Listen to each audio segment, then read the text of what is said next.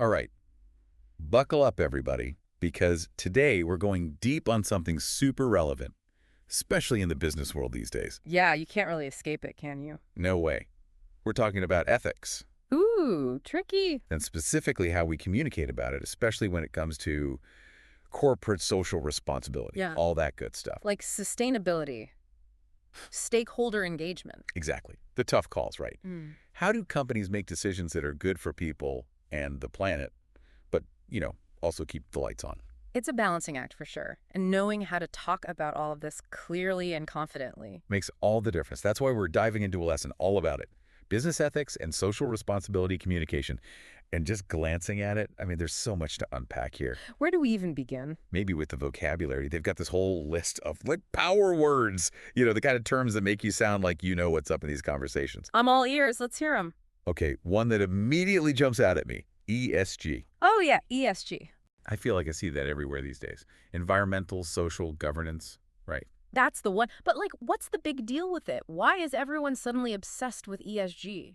Well, think about it from an investor's perspective. Okay, yeah. They're not just looking at profits anymore. They want to know, is this company sustainable? What's their social impact? Are they governed ethically? So it's a way to kind of measure a company's long-term value, Yeah. beyond just the bottom line. Exactly. And if companies can't articulate their ESG story, if they can't explain how they're managing those risks and opportunities, well, They might get left behind. big time. All right, next up, let's talk about actually speaking with confidence when it comes to ethics. This lesson dives into some grammar, which I know might sound a little nerdy, but trust me, Grammar can be powerful. totally.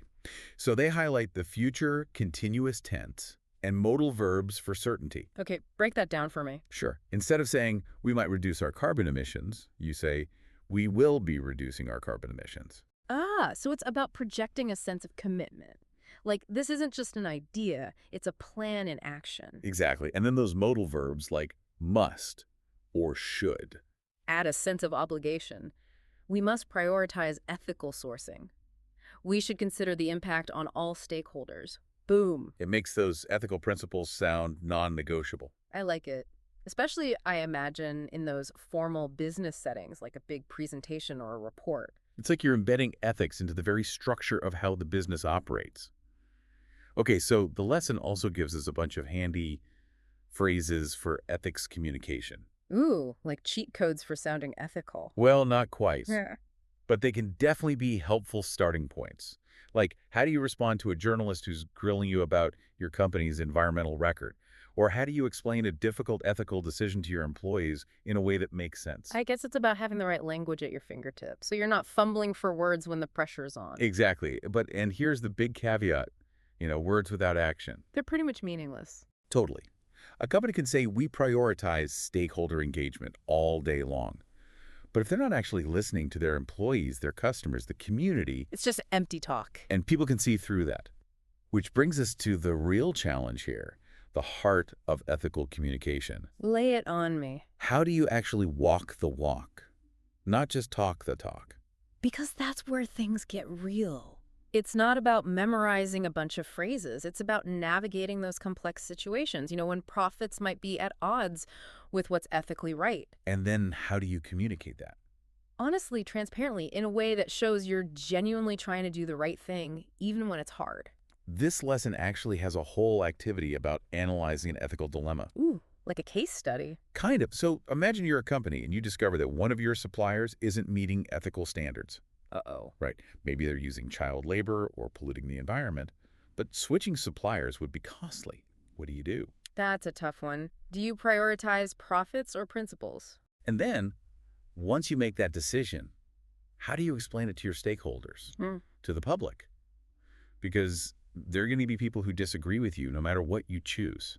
It's about justifying your actions, explaining your reasoning, and showing that you've really grappled with the complexities of the issue. And honestly, I think this whole area of business English, of ethical communication, it's not just about language. It's about leadership. Yeah. Because when you can articulate those values clearly and convincingly, You can inspire others to act.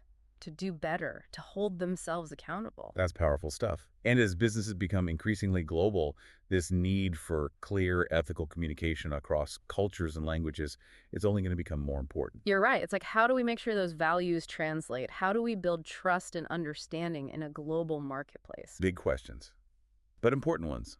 I don't know about you, but I'm feeling pretty fired up about this. Me too. It's a challenge for sure, but it's also an opportunity. Absolutely. So, listeners, we're throwing this question out to you. Think about those tough choices in your own work, those ethical dilemmas, those gray areas. How would you navigate them? What would you say? Let us know. Until next time, keep diving deep. Dive deep.